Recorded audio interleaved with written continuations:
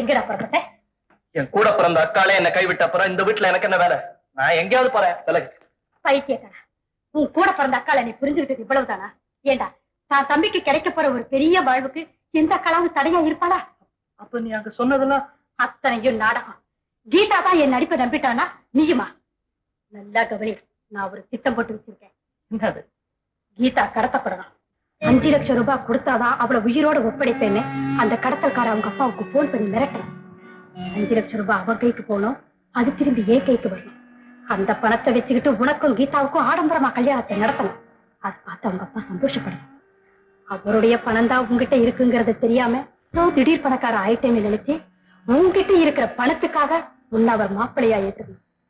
அதுக்கப்புறம் இந்த குடும்பத்தினுடைய ஆட்சி உன் கையில, ஆஸ்தி என் கையில. எப்படி? Beautiful idea.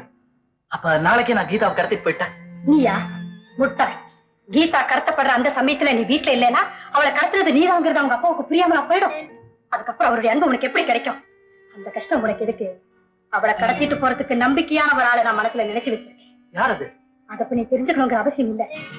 அது சரி, கீதா தான் என்ன வெறுக்கிறாளே, எப்படி கல்யாணத்துக்கு சம்மதிப்பா? சவுக்கால அடிச்சு சம்மதிக்க வைப்பேன். தம்பி, உன் தாலிக்கு அவ கழுத்து தப்பாது. அக்கா, நான் இப்ப சொல்றேன், கீதா என்ன கட்டிக்க சம்மதிக்கல, கொலை செய்ய கூட நான் தயங்க மாட்டேன். யாராவது வரப்போறாங்க, போடா.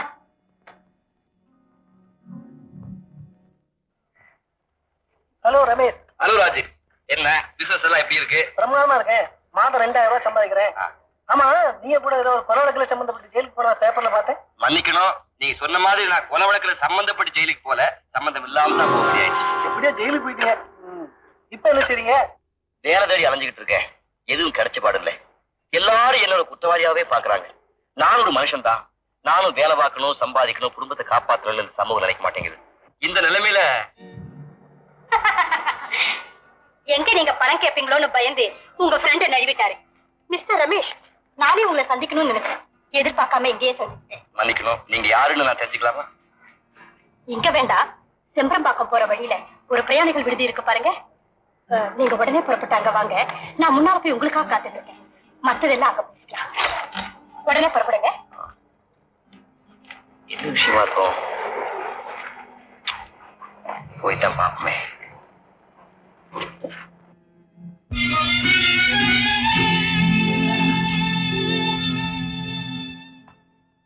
என்ன உங்களுக்கு தெரியுதா?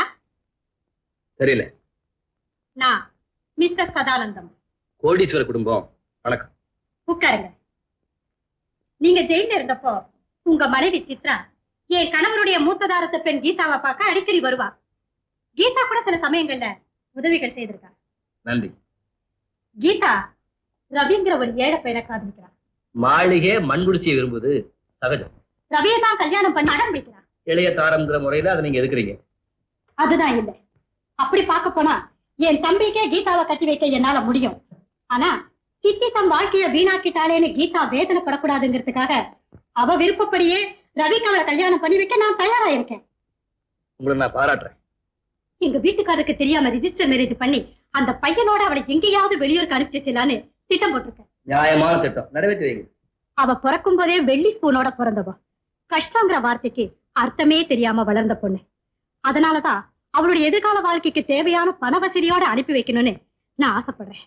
அதுக்கு குறைஞ்சது 5 லட்சம் ரூபாயாவது தேவைப்படும். கோடீஸ்வர குடும்பமாச்சே, 5 லட்சம் ஒரு பிரமாதமா? நீங்க சொல்றது தப்பு.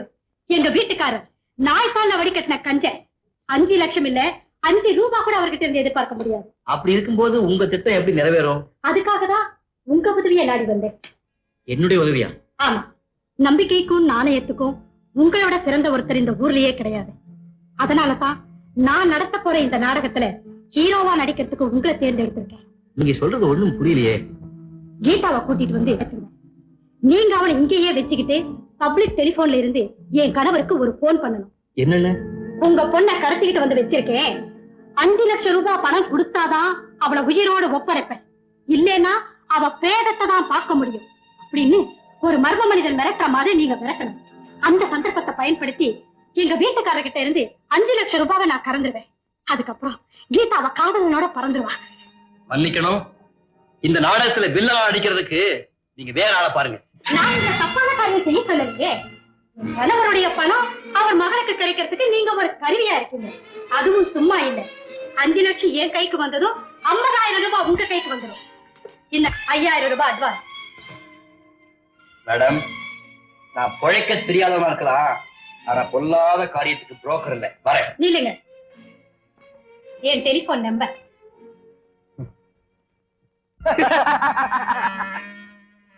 குமார், முன்னாடி உட்கார யாரும் தெரியுது தெரியாது. ஆராய்ச்சி பண்ணி பத்திரிகை ஆசிரியர் கொலை செஞ்சுட்டு ஜெயிலுக்கு போறவன் எப்படியோ தப்பிச்சு வந்துட்டான். இந்த மூஞ்சி சமூகத்தை சீர்திருத்த போதான். முதல்ல அவன் திருந்தட்டும். ஆமா, இப்பங்க ஆராய்ச்சி அடிக்க காணோம். பெரிய மனுஷங்க எல்லாம் பழச்சுக்கிட்டான். கையில காசு இல்ல, கடன் கொடுக்கறதுக்கு யாரும் இல்ல. கயிறு அறுந்து விழுந்து மணி உடைஞ்சு போச்சு. பார்க்ல வந்து உட்கார்ந்துட்டான்.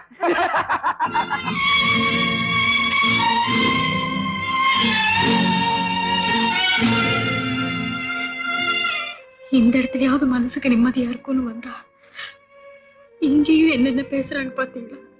அவங்கள சொல்லி குத்தம் இல்ல. இதுவே ஒரு ஏர் கண்டிஷன் ரூமா இருந்து அதுல நான் உட்கார்ந்துகிட்டு இருந்தா அந்த விமர்சனமே தனி. இந்த காலத்துல பணம் உனக்கு தான் மதிப்பு சித்ரா. வா.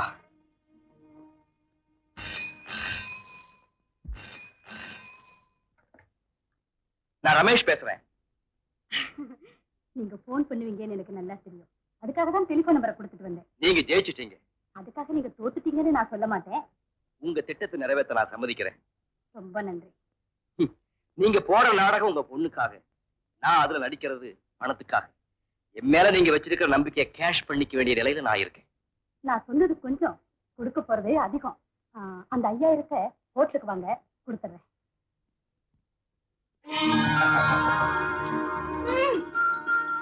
எப்படி நெக்லஸ்? பியூட்டிஃபுல். எதுங்க? ஏது எப்படிங்கிற கேள்விதான் இப்ப கேட்காது. வைரத்தாலையும் தங்கத்தாலையும் உன்னை அலங்கரிச்சு வாழ்வின் உச்சியில கொண்டு போய் வச்சதுக்கு அப்புறம் கேளு, பதில் சொல்றேன். சித்ரா, இந்த சமூகத்தை கட்டி வச்சு சவுக்கால் அடிக்க முடியலனாலும் அதுக்கு நான் ஒரு சவாலா இருப்பேன். அதுதான் என் லட்சியம். ரொம்ப சந்தோஷம். ஐயா சாமி, உங்க லட்சிய ரதம் சந்து புந்துக்குள்ள நுழைஞ்சிராம வீதியில ஊர்ந்து நல்லபடியா நேர்மைங்கிற நிலையில வந்து நிக்கணும். அதுதாங்க எங்க இருக்கும். ஓகே, நான் வெளியூர் போயிட்டு இருக்கேன். வர்றதுக்கு 2 மணி நேரம் ஆகும். அப்படி இருங்க விசேஷம். ஒரு பிசினஸ் விஷயமா போறேன். விவரமா அப்புறம் சொல்றேன். சொல்ல அனுப்பி வா.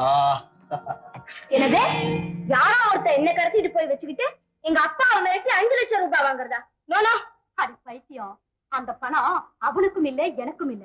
அவ்வளவு உனக்குதான். எனக்கா? ஆமா. நீயும் உன் காதல ரவியும் உங்க அப்பாவுக்கு தெரியாம எங்கேயாவது வெளியே போய் ரிஜிஸ்டர் மேரேஜ் பண்ணிக்கணும். நான் குடுக்கிற பணத்தை வச்சு ஏதாவது ஒரு பிசினஸ் ஆரம்பிச்சு ஒரு குறையும் இல்லாம குடும்பத்தை நடத்தணும். அதுக்காக தான் இந்த திட்டம். என் வாழ்வுக்காக பாவம் உங்க அப்பாவை ஏமாத்தி பணம் பறிக்கிறதா? இது நியாயமா சித்தி? ஓஹோ, உங்க அப்பா மேல இவ்வளவு அன்பும் அனுதாபம் வச்சிருக்கிற நீ அவருக்கு விரோதமா அந்த ரவியை காதலிக்கிறது மட்டும் நியாயமா? எனக்கு ஒரே குழப்பமா இருக்கு சித்தி. உன் குழப்பத்தை தெளிய வைக்கிறதுக்கு தான் இந்த திட்டம். இதை தவிர வேற வழியே இல்லையா? ஒண்ணே ஒண்ணு இருக்கு. என்ன சித்தி? அந்த ரவியை நீ மறக்கணும். அது ஒண்ணு மட்டும் என்னால முடியாது சித்தி. முடியவே முடியாது. அப்ப என் திட்டத்துக்கு ஒத்துக்கிறத தவிர வேற வழியே இல்லை. சரி, சம்மதிக்க. ஒரு சந்தேகம். என்ன? முன்பின் தெரியாத யாரோ ஒருத்தரோட நான் 2 நாள் தங்கி இருக்கணும்னு சொல்றீங்க. அவனாலே எனக்கு ஏதாவது சங்கடம் உண்டா? எப்படி வரும்? அப்படி ஒரு அபாயத்தோட உன்ன நான் அடைச்சு வைப்பேனா? அவ்வளவு அறிவு கெட்டவளானா? கீதா, நான் தேர்ந்தெடுத்திருக்கிற அந்த 10 மாச தங்கம் யார் தெரியுமா? சித்ராவுடைய புருஷன் ரமேஷ். ரமேஷா? அப்படின்னா அதுல எனக்கு வெற்றி நிச்சயம் சித்தி. இந்த நாடகத்துக்கு நாயகர் நீங்கன்னு எங்க சித்தி சொன்னதுனாலதான் நான் இந்த இடத்துக்கு நம்பிக்கையோட வந்தேன். நான் காதலிச்ச ரவியே கணவரை அடையறதுக்கு நீங்களும் சித்தி எடுத்துக்கிட்ட முயற்சிக்கு ரொம்ப நன்றி சார். நீ நன்றி சொல்ல வேண்டியது உங்க சித்திக்கு தான். நான் வெறும் பொம்மை. அப்படி சொல்லாதீங்க. வயசுக்கு வந்த ஒரு பொண்ணு இப்படி ஒரு இடத்துல ஒரு வாலிபரோட, அதுவும் இந்த காலத்துல தனியா விட்டு வைக்கிறதுன்னா அதுக்கு எவ்வளவு நம்பிக்கை வேணும். அந்த நல்ல நம்பிக்கையை எங்களுக்கு கொடுத்திருக்கிற நீங்க வெறும் பொம்மை இல்ல, உயிருள்ள ஒரு விக்கிரகம். இத பாரு கீதா, 2 நாள் மிஞ்சி போனா 3 நாள். அது வரைக்கும் தைரியமா இரு. பக்கத்துல ஒரு சின்ன பஜார் இருக்கு, நல்ல ஹோட்டலே இருக்கு. வாட்ச்மேன் உனக்கு சாப்பாடு எடுத்துட்டு வந்து கொடுப்பான். உனக்கு வேண்டிய எல்லா வசதியும் இங்க இருக்கு. எதுக்கும் இந்த பணத்தையும் வச்சுக்கோ. தேங்க்யூ சித்தி. மிஸ்டர் ரமேஷ், பக்கத்திலேயே பப்ளிக் டெலிபோன் பூத் இருக்கு. நீங்க அங்க இருந்து பேசலாம். இன்னைக்கு ராத்திரி விட்டுருங்க. நாளைக்கு காலையில எங்க வீட்டுக்கு போன் பண்ணி நாடகத்தை ஆரம்பிங்க. கீதா, பத்ரம். நான் வரட்டுமா?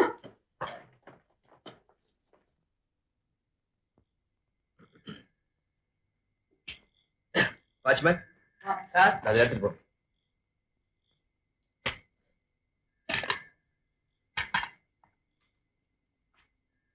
நேற்று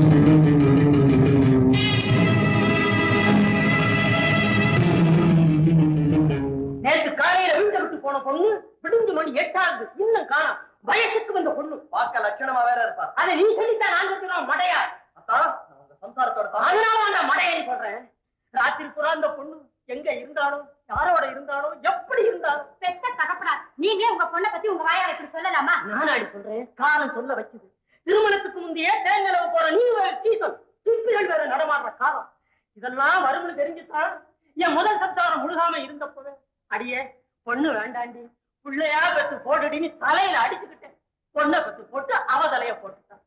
இந்த பொண்ணுக்கு என்னைக்கு மஞ்சள் நீராட்டு நடந்துச்சோ அன்னைக்கே எனக்கு சஞ்சல நீராட்டு ஆரம்பம்.